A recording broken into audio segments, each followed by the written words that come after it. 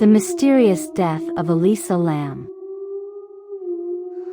In 2013, Elisa Lam, a 21-year-old tourist from Vancouver, British Columbia, disappeared while staying at the Cecil Hotel, a Los Angeles hotel with a long and lurid history. She was last seen on January 31, 2013. As part of the police investigation, a video was released that showed Lam behaving erratically in a hotel elevator. This footage became a viral sensation.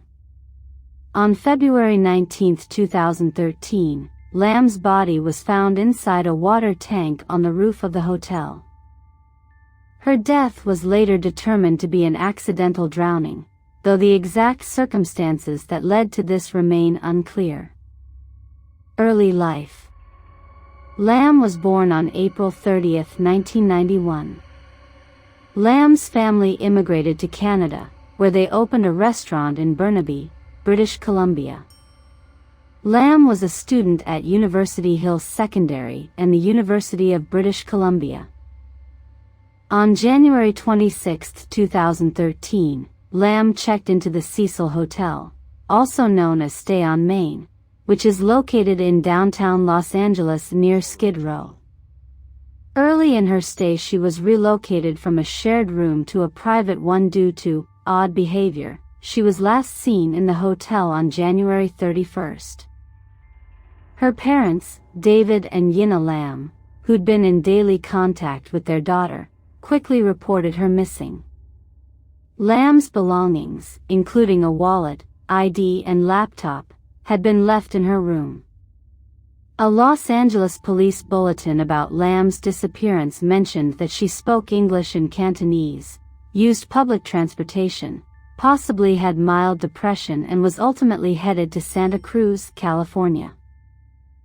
As the days dragged on with no trace of Elisa Lam, the police were left with more questions than answers.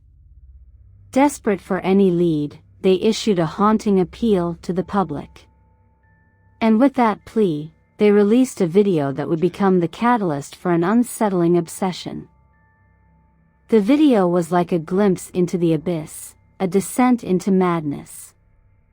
Elisa, clad in a blood-red hoodie, stood alone inside the elevator's dimly lit chamber. The camera captured her pale, anxious face, her eyes darting about as if searching for unseen horrors.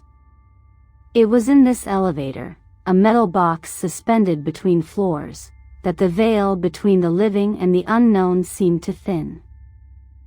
In the footage, Elisa pressed numerous buttons on the elevator's control panel, her fingers tapping a discordant melody. Her actions were deliberate yet erratic, as though she danced to the tune of unseen phantoms. Her breath quickened, visible puffs of fog in the frigid, confined space. It was as if she was trying to navigate a maze designed by a malevolent hand. And then, the crescendo of horror unfurled. Elisa stepped out of the elevator, her feet hesitating on the threshold of an abyss. She peered into the darkness, as if communing with something only she could perceive. Her hands waved and beckoned, fingers tracing ghostly symbols in the empty air. What unseen forces had her in their grip? Discovering the body. While Lam was still missing, guests at the hotel began to complain about low water pressure. On February 19, 2013, maintenance worker peered into one of the 4-foot by 8-foot water tanks on the roof of the hotel and spotted a dead body that turned out to be Lam. The worker later said in court documents, "I noticed the hatch to the main water tank was open and looked inside and saw an Asian woman lying face up in the water approximately 12 inches from the top of the tank." The roof had previously been searched, with the assistance of a police dog. However, no one had checked inside the water tanks. Case and investigation. The investigation into Lam's death continued following the discovery of her body. Entry to the roof was supposed to be restricted to hotel employees. An interior staircase to the roof had a locked door equipped with an alarm, said to be working, that should have alerted staff if it had been opened.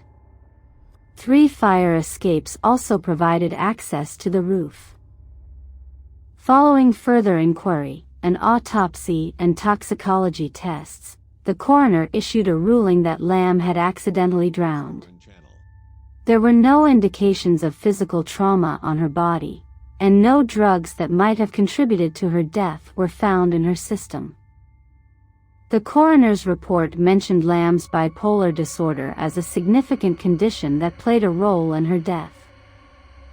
Due to a negligence lawsuit against the hotel filed by Lam's parents, the suit was dismissed in 2015. The lead investigator from the case gave a deposition.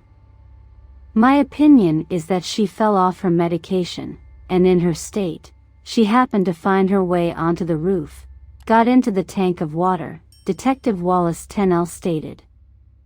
In the deposition, the detective also noted, "My partner and I tried to figure out how somebody could have put her in there, and it's difficult for someone to have been able to do that and not leave prints, not leave DNA or anything like that. So she climbed in on her own." The case may be closed, but a reconstruction of how Lam died reveals some confounding circumstances. For Lam to have entered the water tank on her own, she would have needed to make her way to the hotel roof undetected, either through a locked and alarmed door or via a fire escape on the side of the building. Next, she would have clambered onto the water tank platform and climbed a 10-foot ladder on the side of the tank. She then would have had to open a heavy water tank lid before getting inside. And at some point Lam presumably undressed. When she was located, her body was naked, while her clothes were in the tank with her. The Cecil Hotel, which had rebranded itself as Stay on Main prior to Lam's stay, has a macabre history that may have contributed to speculation about Lam's death. The hotel has been the scene of multiple murders and suicides, dating nearly as far back as its first days of operation in 1927. In the 1980s, serial killer Richard Ramirez, known as the Night Stalker, stayed at the hotel. Jack Unterweger, an Austrian serial killer, was a guest in 1991.